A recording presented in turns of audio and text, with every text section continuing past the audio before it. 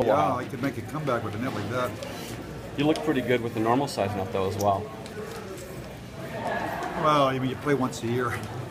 I guess it's, you try and do the best you can. I played 30 years ago, so it was fun. It was for a good cause. Raise some money here for the center ice to help keep the ice costs down for figure skating and minor hockey. So it's a walk down memory lane for us all. I think probably for the obviously for the fans, and being in the locker room, our juices are flowing a little bit for an hour and 15 minutes. So it's a fun night. Ken, can you talk a little bit about Dylan Larkin and what you think of him as a player, and what inclined you to take him in the first round?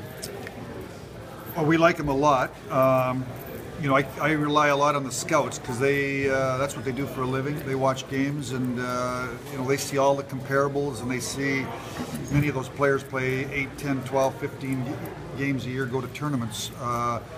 He's a center iceman. You like to be strong down the middle. He's a two-way center iceman. He plays hard. He has a lot of will and determination. He has a lot of tempo to his game.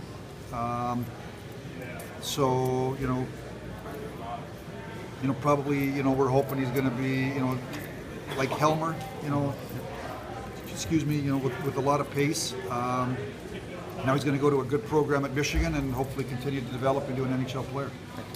From prospect tournament to main camp, sometimes the performance of players drops off. Sometimes it picks up. Has anybody impressed you?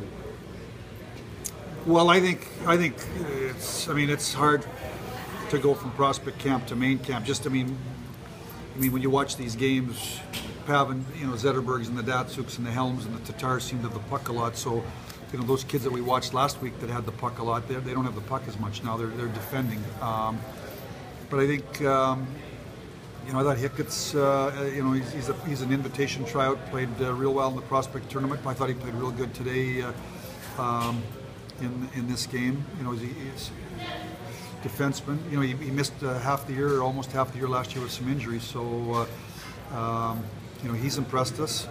Obviously, Ryan Sproul, we're going to give an opportunity to make our team. He had a real good rookie year in the American League last year. Had 10 goals or so. Played good. We like him. He's 6'4". He's right shot.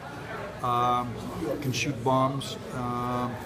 He played a game 82 for us last year, so we'll see what he can do. So, I think our evaluations on those players from the prospect tournament, for the most part, stays in that prospect tournament.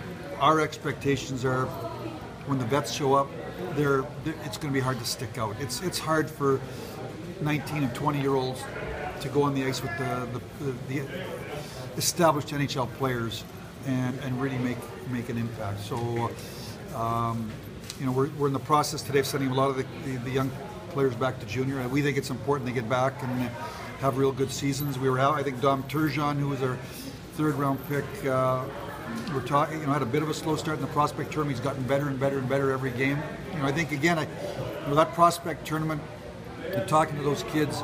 Some of them have gone to World Junior camps. It's every bit as fast a pace as a World Junior camp. It's a level above junior hockey. It's the best players. Those eight teams there are the best players from junior hockey. That's how they're drafted. That's how they're invited. So, and then they're fighting for jobs. So it's an intense one-week tournament. So it's a real good stage to evaluate your players on. We were happy with a lot of them. Now at the NHL camp, Backman, Sproul, Ouellette, Marchenko, how have they been? Good.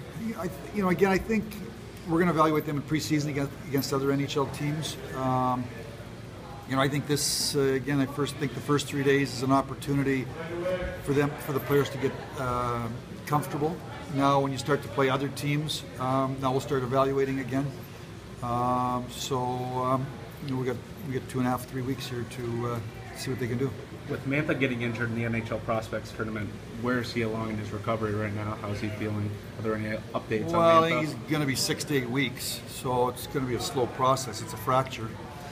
So, he's able to do upper body strength. He was on crutches to walk around, so it's going to be a while before he's going to be able to. I think realistically, when you're on crutches and you got a fracture of the tibia, I think it's probably going to be pushing 2 months, 8 weeks before he's really going to be back to play. So it's going to be a process. We think one of the most underrated things about this team is the depth that the team has at the forward, the back end of it, and even at the front end. Are there any concerns about the defense, and have you contemplated maybe having to make a trade to fill any holes or anything, or do you feel like the depth that you have within the system, internally, is able to compensate for what you need? Well, I don't have any concerns about the defense. I think that Dan DeKaiser was a rookie last year. Does the sophomores? You always worry, I guess, about the sophomore slump, as they say. But he's 24 years old. He's not 19 or 20.